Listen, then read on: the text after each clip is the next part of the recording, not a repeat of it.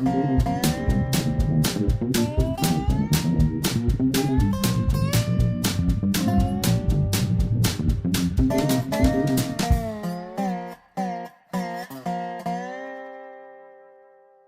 Monk, your Prairie Monk, WEFT Champaign 90.1 on your FM dial. We've been going through a series of introducing WEFT listeners and others to various stages of how you do nonprofit work.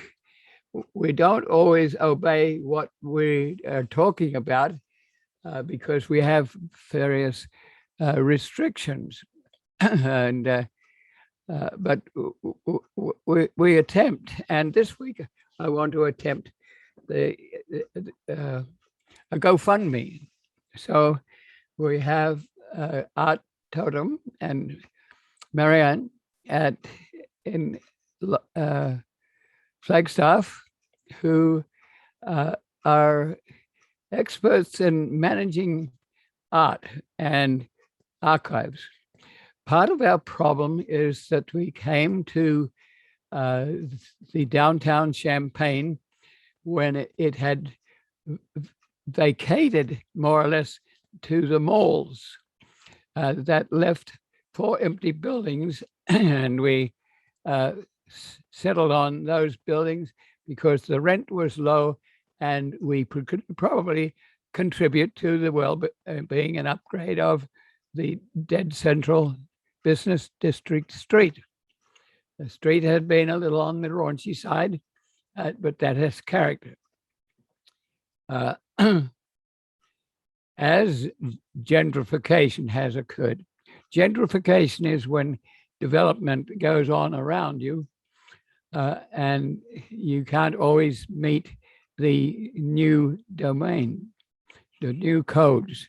The codes have probably been there for years, but since we were occupying dead space very successfully, we haven't changed in 40 years. Now we're faced with development, and the first thing we had to do was we had a pocket prairie, which helped me to explain to people what a prairie was. It had trees in it, so you have prairie forest ecosystem. It was a little area that about 100 yards long, and it had a little pathway through it.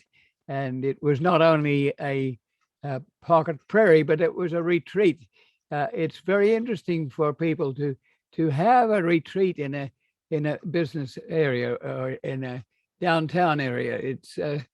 It just allows people to read a book or play a guitar, but it also has some yin and yang because it's very tempting for people to congregate after bar closings, and it's also a possible place for smoking pot or doing more than that. So I would have to surveil it very carefully. Now that pocket prairie has been moved to a detention pond about a mile away, and it's growing very well. But and the pocket prairie area has been leveled, and it's now a beer garden that is very successful, and it's associated with a building that had been empty for about 7 years. So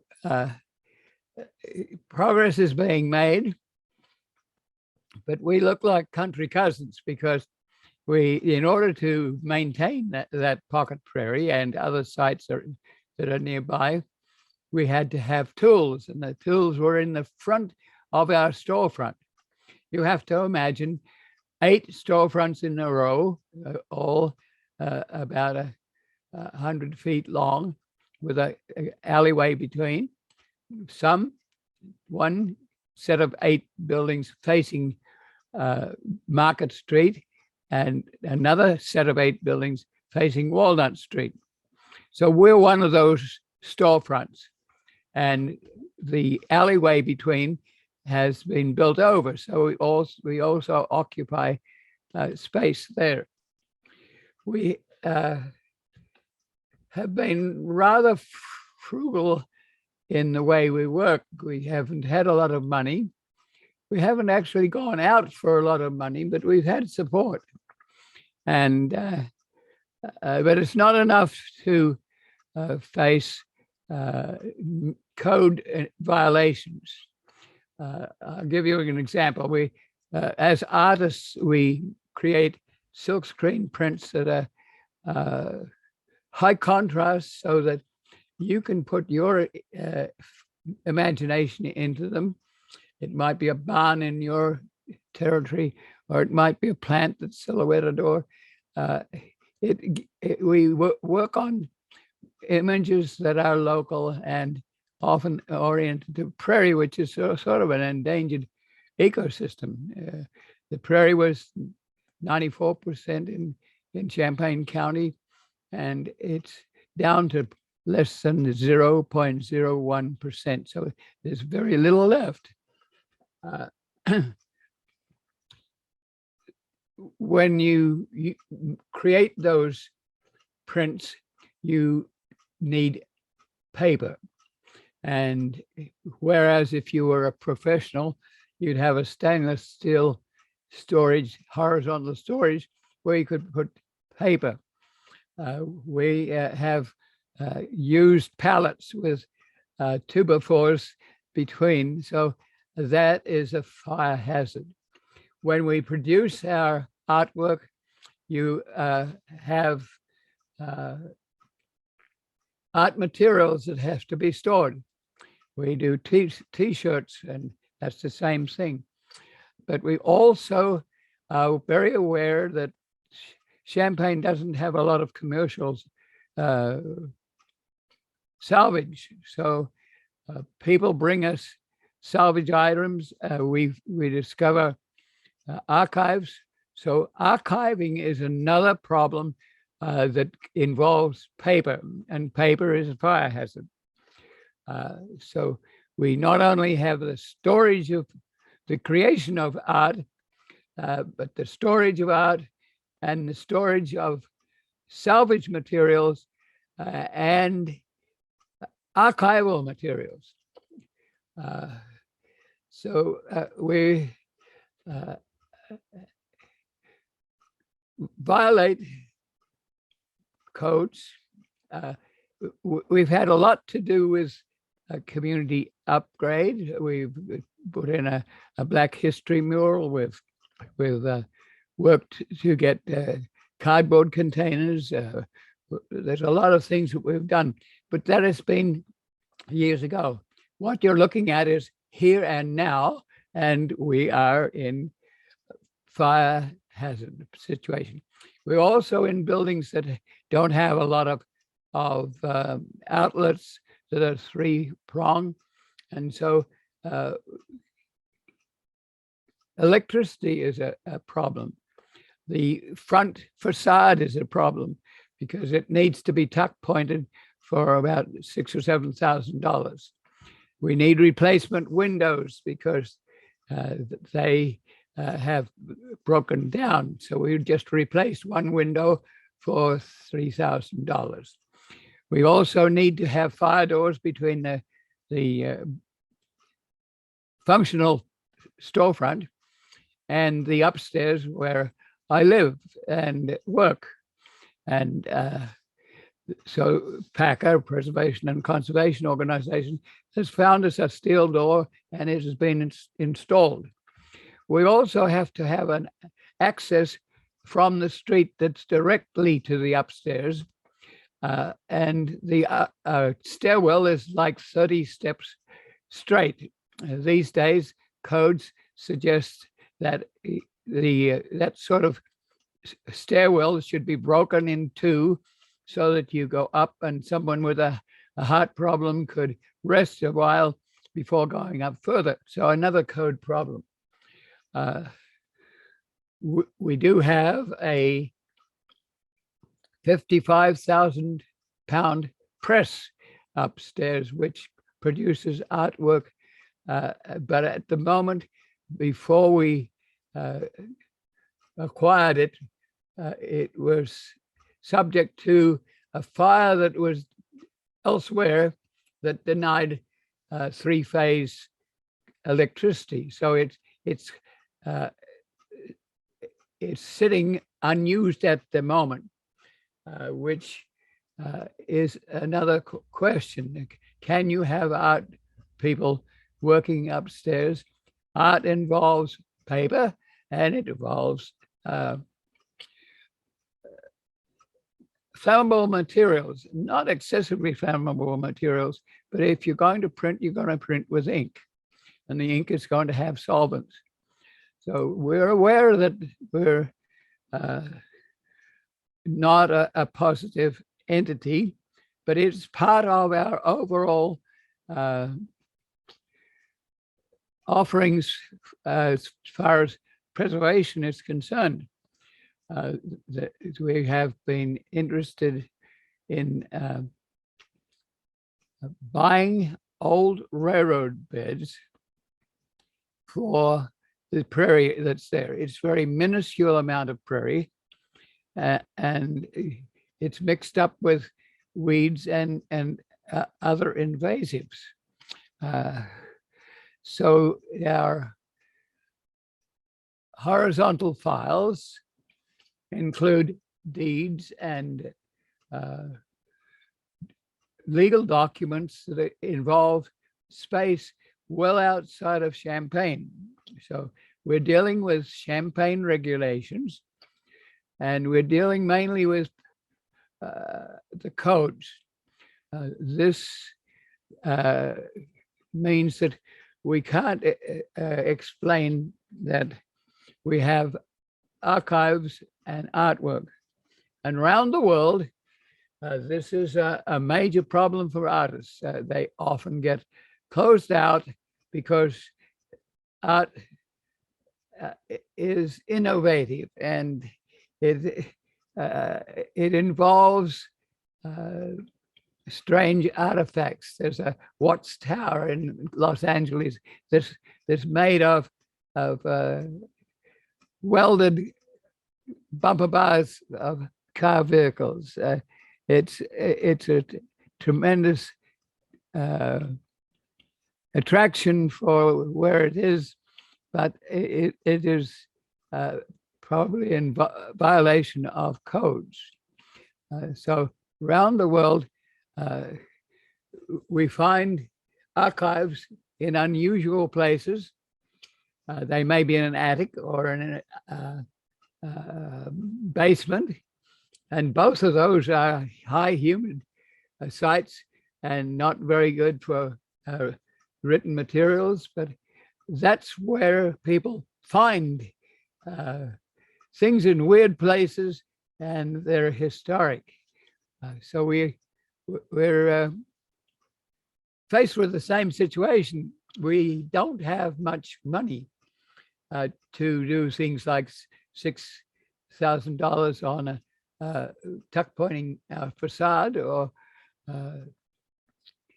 putting in windows, or modifying the electricity, or taking out a drop ceiling. And these are big things, but if you're in areas that are being gentrified, then there's that sort of money involved. So for starters, we spun off a Grand Prairie Friends. We were working with the University of Illinois for a long time, and decided we could do this.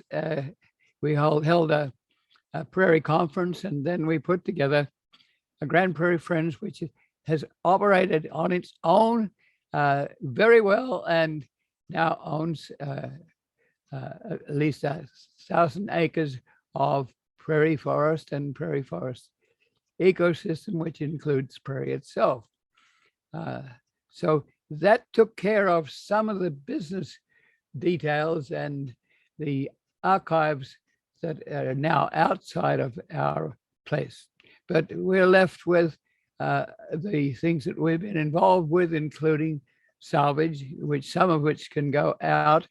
But we hate to take archives out of a dumpster and then take them to a Banner Public Library or to the Sousa Foundation and have them appreciated. It's so some of what we have is like 7 boxes of music legal documents, or the Price paint store, which was the oldest DuPont store in the country, or the Southern Tea Rooms. The Board of Trustees of the University of Illinois used to meet, and was later a restaurant of note right on campus. We have these resources, and some of them we've moved on. For instance, the restaurant that was at the Southern Tea Rooms went to the Forest Preserve, and immediately the Forest Preserve needs provenance. They need to know why we're donating these materials and are they worthwhile. You have to have people to check out these materials, because you can't just dump anything on museums or other places. So provenance helps. If you're doing provenance, it might take you a day to write the history of the Southern Tea Rooms on campus. So there's computerization. So we have lots of paper documents, but they not only have to be stored as paper, but they also have to be computerized. So we need people who are able to computerize, and people who could put pictures into the program, what we're doing now. You don't necessarily have to see Monk's Ugly Dial. You can see a picture that explains where we are 20 miles from town, or 50 miles to the south. We work on a huge area in East Central Illinois. And some of those records are in horizontal files, because we haven't been able to afford the $250 horizontal file, which will handle some of these materials. So it means getting together people. And you have to wonder, can some of these 33 miles of railroad bed, which we bought innovatively before there was a Rail Banking Act, but seen by the Rail Banking Act as a potential for saving railroad corridors that they could never get at once. They were what is called consumed. Consumed means the railroad bed is taken out. The steel is removed, the ties are removed, and the ballast can be removed, and you can grow corn on original soil. So there's a lot of details in this building. The question is, how can we upgrade our contribution? First of all, you may be able to take out the warehouse, the clippers and the shovels and the equipment we use to work on places like the detention pond where our Pocket Prairie has gone to. So we have to find a place that's not too far away. There's no point in storing your stuff 10 miles out of town, so that when somebody as a volunteer comes along and is going to help, you can't give them a shovel and have them do something right then and there. You have to go 10 miles and you have to have a vehicle to do that. So we can remove, perhaps, if we can find a storage place, the warehouse nature of right inside the front door. Lots of tools. We can probably remove the silkscreen operation, because it is a fire hazard. We know it has. We've stopped the operation because a long time ago, because we were aware that it is fire hazard. But whereas you have professional storage opportunities, horizontal files that are perhaps 4 feet wide, we have pallets separated by 4x2s, and that is a fire hazard. So we can remove the art. If you're in Chicago, you have an art institute. You don't have a bunch of art students and art professors' studio space right on top of Michigan Avenue. They have their art elsewhere. So once again, we have to look for a place that's reasonably near, because there's no point in having artwork 10 miles out of town that nobody sees or knows where to find.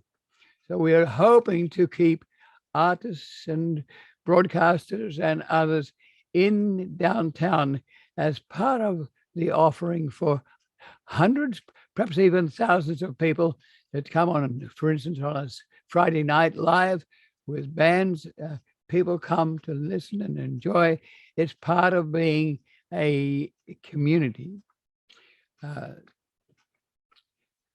So that takes talent. We perhaps have to hire some rental place that's nearby, but not in the main drag where gentrification is going on.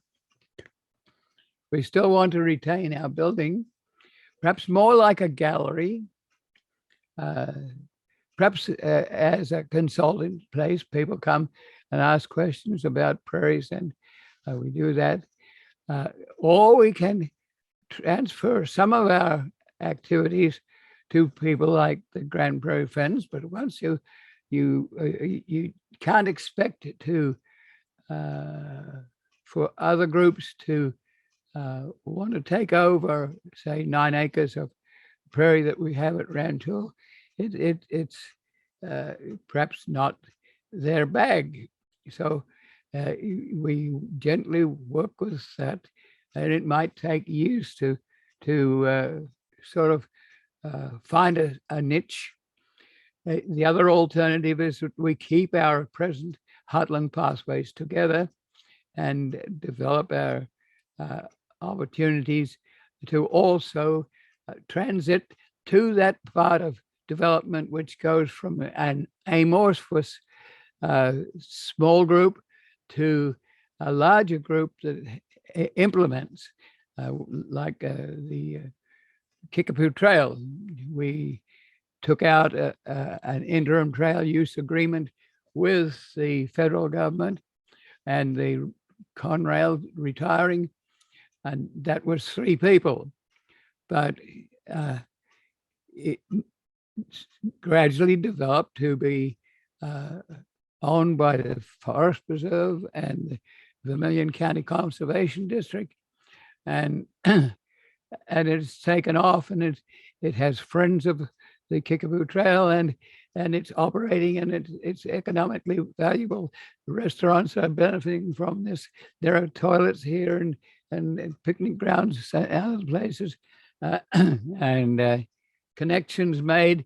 So the Kickapoo Trail in its own right now is probably running about $20 million. So we're talking about the large sums that we don't have. So how do we go before a judge to explain that we're doing archival work that is interesting and important to the community, and it could all be put into a dumpster and sent to the landfill, along with stuff that we've taken out of dumpsters because it's stuff that should not go into a landfill that sits on top of an aquifer that everyone has to drink from. 80,000 people drink from that aquifer. So we don't need leftover insecticides or herbicides or things like that going to the landfill. But if it all goes into a dumpster, guess where it'll go? It'll go to the landfill. So we're testing the mettle of the system to some extent, because there's not an organized commercial outlet for some of these materials. Uh, some dumpsters, we can pull out 200 cans that are all going to the landfill. We don't need that in aluminum in the landfill. And the landfill doesn't select. It doesn't put all the glass in one place. We're getting to be short of gravel. The world has limited number of resources and an expanded number of people. So we should perhaps put glass in, sand in one location and aluminum in another and steel in another, and be able to salvage that in 100 years' time or whatever. So there are a lot of questions that arise. In the process, I'm talking to people who manage these materials. They're very aware that they get lost because they don't meet code. And coding people aren't necessarily preservation people, they're safety people. And that in their own right, they're are very concerned that this building, if it's set on fire, could set the whole street on fire. So they're totally legitimate, but we have to figure out how to save the archives. We may have to take them to another location, and we may have to computerize them and have people who do that. That takes money. So we're looking at a GoFundMe organization. So I called Art Totem in Flagstaff. He has grown up in Southern Illinois and has been in Champaign for some time. And he manages, along with supporters, and manages artwork and art materials and archives, and it does this very well. So if we're lucky, we may get him to be on Zoom at a later time. And so we may get Art Totem to talk to us. He was in charge of a birthday gallery that some of you may remember. It was on Taylor Street and did a lot of interesting things, but it was not in a place where people were buying art materials for what they're worth. And that's part of the problem, is we have to educate people to the fact that art and archives take money, and that if they're going to be a part of them, they need to contribute. So GoFundMe is a way of doing that. So we're making that move, and Art and Marianne alongside him will perhaps call in on this program if we're lucky. We're a community nonprofit, WEFT, and there are limitations to what we can do and what we can experiment with. So you have to have a sense of humor. It may or may not happen, but we're at that, and having introduced them, we may make that contact briefly and make further moves.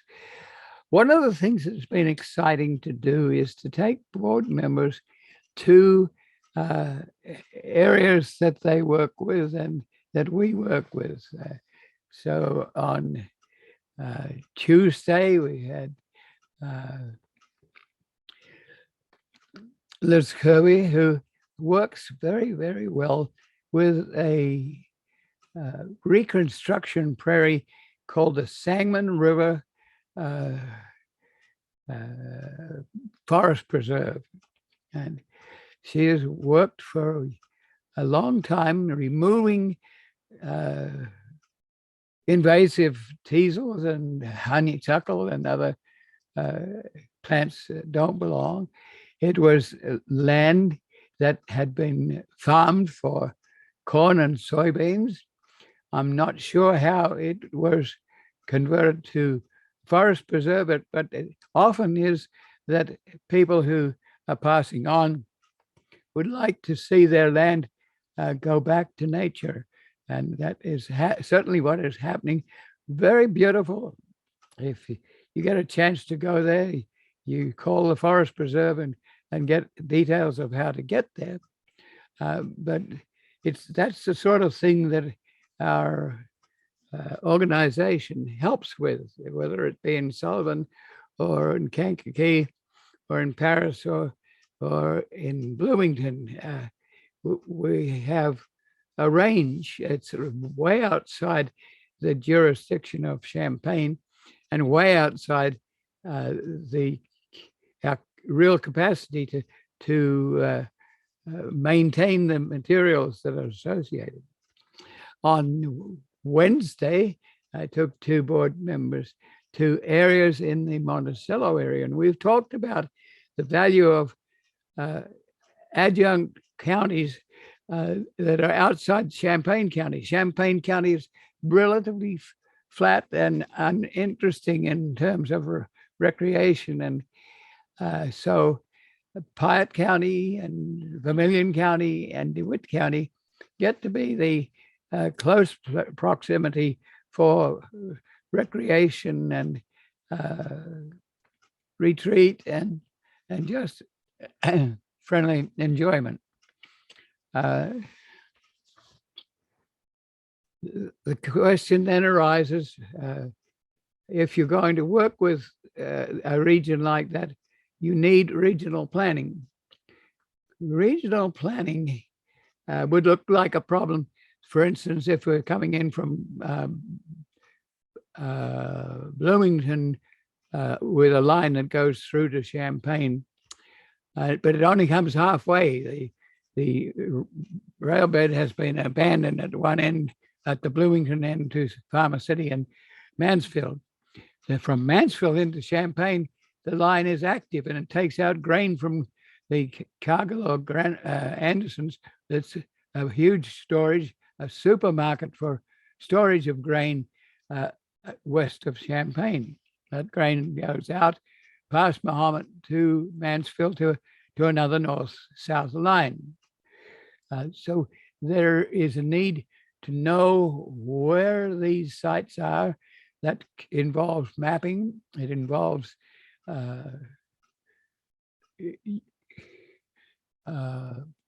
satellite feeds so that you can follow through even if you're in your office. But it also needs ground work. So we had lunch at the Monticello Railroad Museum, and the president came across. He was working on a tractor somewhere near, and he was wondering what we were doing, and we explained, and we had a marvelous conversation, which is counterpart to regional planning. If you can't do regional planning because no one wants to be told what to do with their land, then it's only in a huge crisis that you really get regional planning, but then it relaxes. But talking is a case in point. For the Railroad Museum, we would like to see the main line that they use to go down to Shady Rest with a train. It would be a novel way of going down to Shady Rest on the banks of the Sangamon. But it's a 30-acre unique place with rather wonderful understory herbs. It has bottomlands and it has part of the Cerro Gordo moraine. It has been a retreat in a horse era. So once you got vehicles and could go further afield, you went to Clinton or to Weldon Springs or to Vermilion County or to Piatt County and to Allerton Park. And so it's important for people who are looking at this complex to know where things are, both from general maps, but on the ground. Monticello Railroad Museum may have the capacity to go down 1 mile to Shady Rest, where there's a truss bridge that one donor put in $100,000 to maintain that railroad and that bridge. So we have a responsibility there. The Shady Rest itself has gone to in perpetuity in the Piatt County Forest Preserve, which also has a tax base and it can put in trails. So some of the things that we couldn't do, they're doing. But we also need to look at corridors that are starting to grow weeds, and we need money to maintain those places. It is innovative to buy a railroad bed when it was closing out, but we did that before there was a Rail Banking Act, so we haven't had that monetary support that comes from the Rail Banking Act.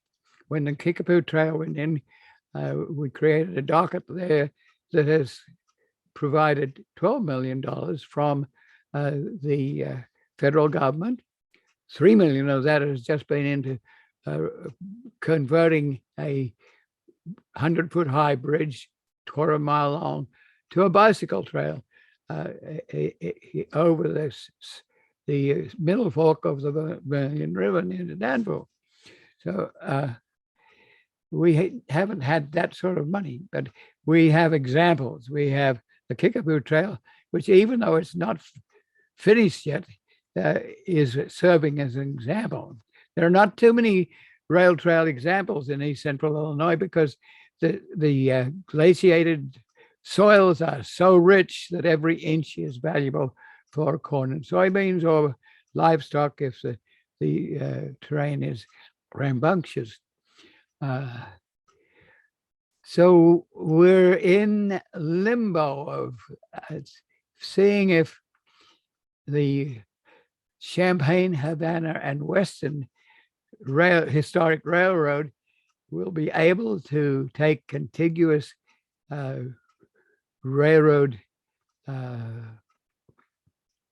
museum trains into Champaign. That involves rerailing of 4 miles. It involves buying 7 miles of already abandoned but not convolvulated bed that we could run trains on to Staley Road. So somebody has to know about these things. If you're lucky, you have a CEO that brings people together. We're not at that level. We also have to think about how the Railroad Museum might like to go down to Shady Rest. We also have the skeletons of taking the bed further to Norfolk Southern bed, which if it closed out, you could have 23 miles of restauranting on the rail. And so that imagination is there. It's a dream. It may never happen, but you have to think about that and to take people to some of these sites and talk to people and to talk to George Robecame, who is president of the museum at the moment. He is very aware that they have few people and they're spread very thin. And why would you want to spread them so thin as to get machinery into Champaign? And where would you park it? And there are a lot of questions. And you have few people who are committed. So we're in limbo, but we have some very specific questions about how we operate with no money. So we improve that by going to a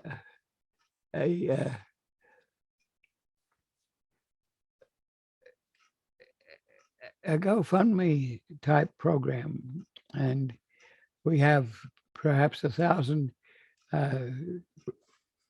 contacts, and we've tried this a little bit before quite successfully, and we think that might help us out, and we would dearly like to keep the art and archives and library and alternate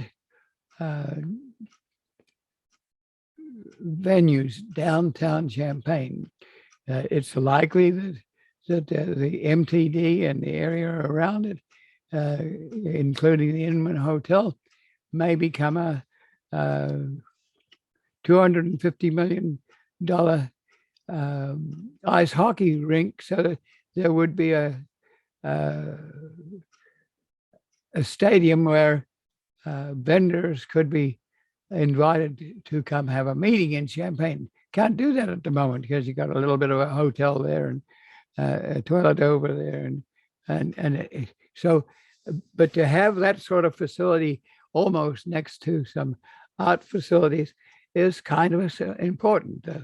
The legal building to the north of us that was built in 1923 mainly for attorneys has now turned into an art center with perhaps 16 or 20 different artists. And it's important to keep those people in downtown Champaign.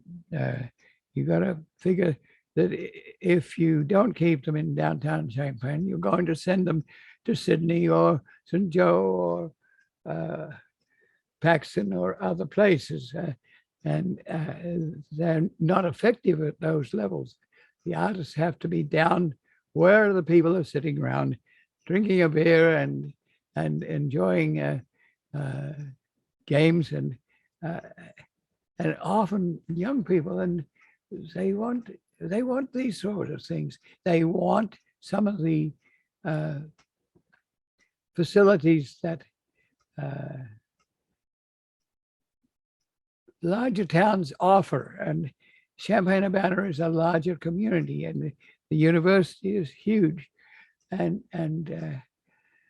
this is of concern. So somehow we have to work with attorneys and work with the city, and we have to promise to tidy up our act, and that's hard to do because we don't have the money to do it with. So that's why we're talking to our totem about managing in such a way that we're in cahoots with the cities, and we appreciate attorneys that can help us do this. Perhaps we can work with the city to get a grant for a facade so that we don't have to spend $6,000 ourselves. We may be able to get $3,000 from the city. We've never really asked the city for funds, and we're part of the development, and I think we're justified in asking. So I think that's enough about what we're doing. I will digress a little. We're very close to a major railroad, and it is axiomatic that in the 80s, there were little railroads that went all across the country. If you were in an airplane, you could look out the window and you'd see an elevator every 5 miles. So a horse could bring grain to an elevator. Very small sidings, wooden elevators that are fire prone. But railroads with steam engines would have to go pick up those small cars. So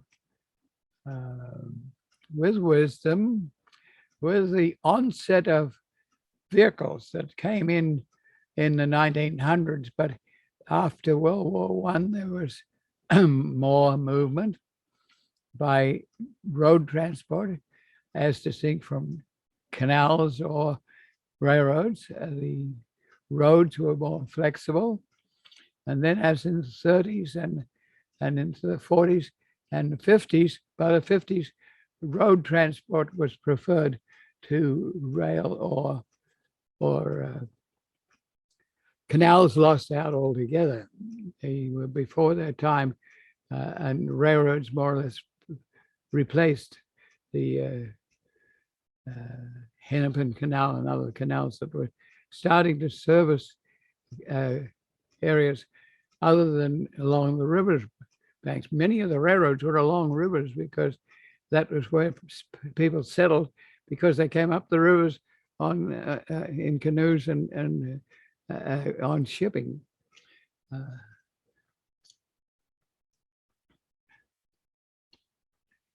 Okay, we have to fit into this, and the main lines for railroads didn't close out. The Steigers Act allowed many of these small elevators to close. But the main lines from Los Angeles to Chicago, from Chicago to New York, from Chicago to Atlanta to New Orleans, into Canada, those main lines were retained, and they were usually dual lines, but they have been put down to one line because there was liquid gold in the steel and the ties and the ballast that was removable. But so that meant that one line was computerized. The signaling was important, and trains have to be shunted off onto the side so that they can pass. So these main lines have been survived.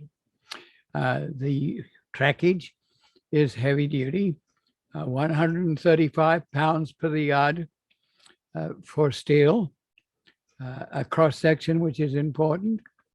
The shape of the rail has something to do with its strength. And those rail beds have to be maintained. So this week, there's a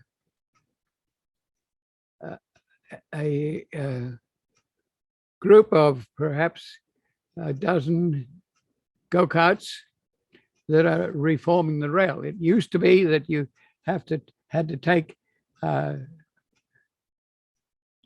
spikes out or put them in by hand. You had to lift the spike out, and then when you wanted to put it back in, you had to have a sledgehammer and put it back in again.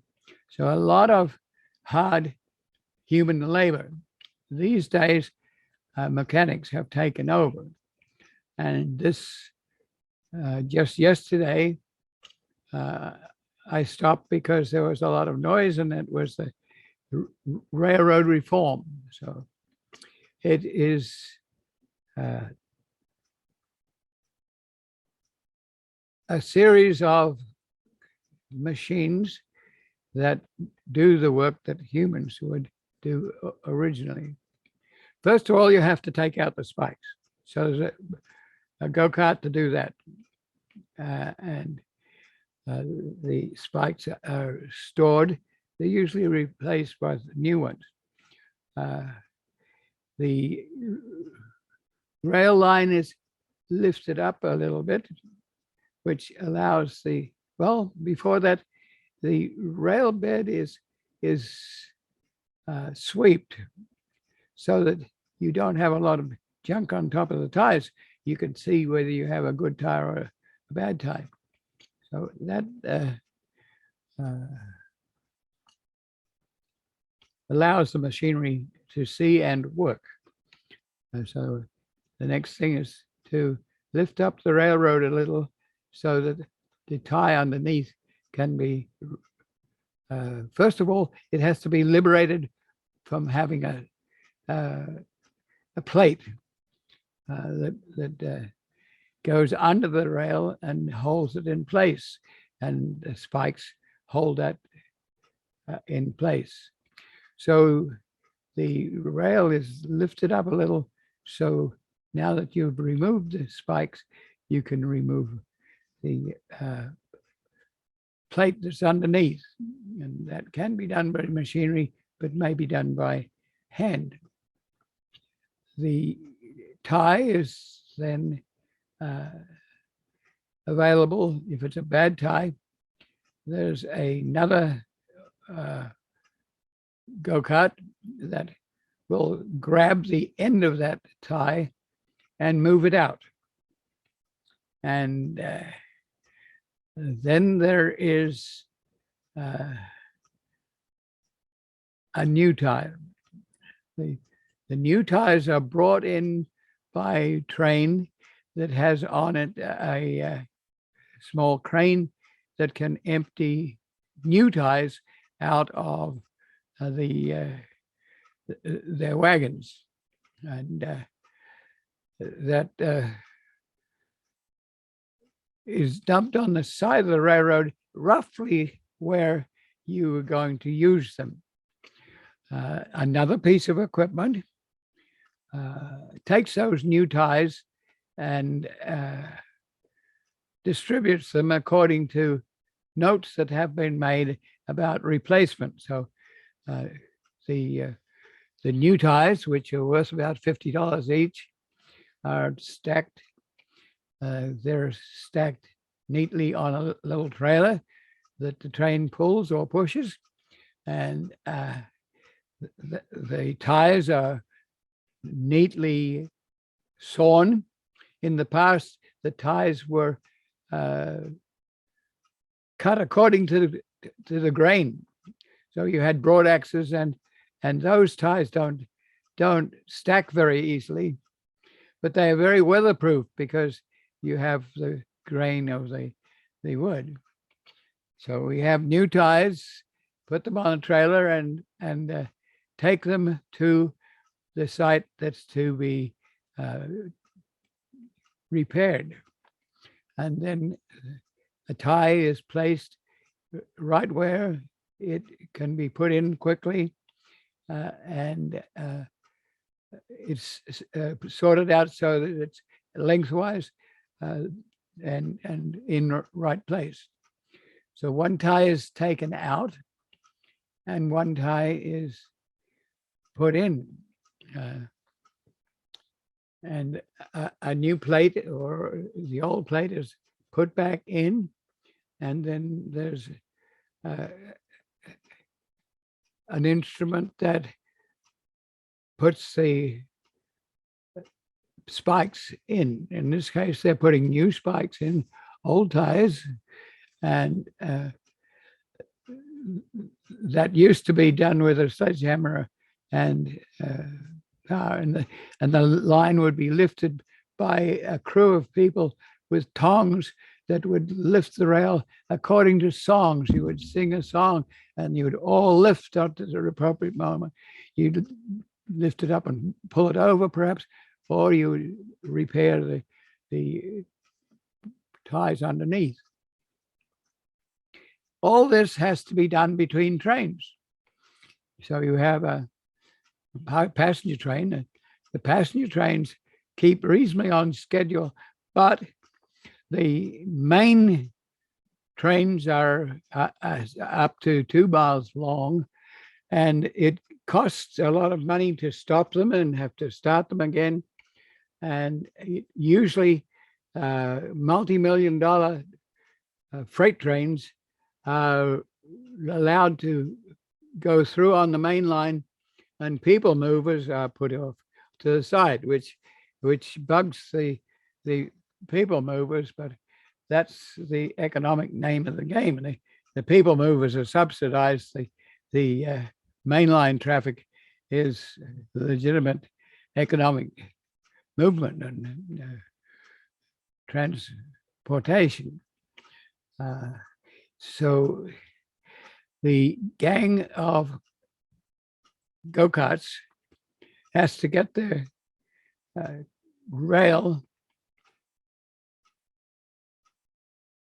perfected before the next train comes through. And it may be that they do enough that the train can come through very gently. And that happens, but mostly they get the job started and finished before they're is a train coming through.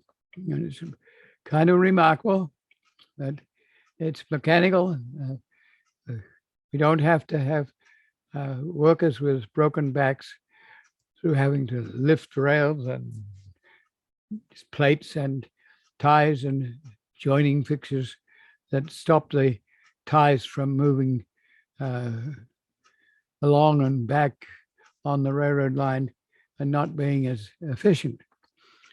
So all those pieces of steel are stored in big mounds just about a mile south of Weft.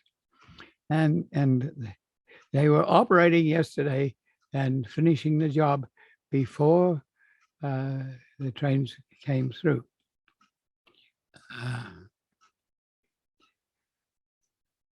I think you also have to realize that that equipment has to have some sidings. Main lines don't like sidings because they can, if they're moving at an 80 mile an hour, they need, they sometimes have derailments at those junction points. But you need some sidings where these go-karts can be. So I've been in places where a train was coming through and all the go-karts had to back off onto a siding, and it was important that the siding be there. Train went through and back onto the main line again. It's kind of unique labor situation.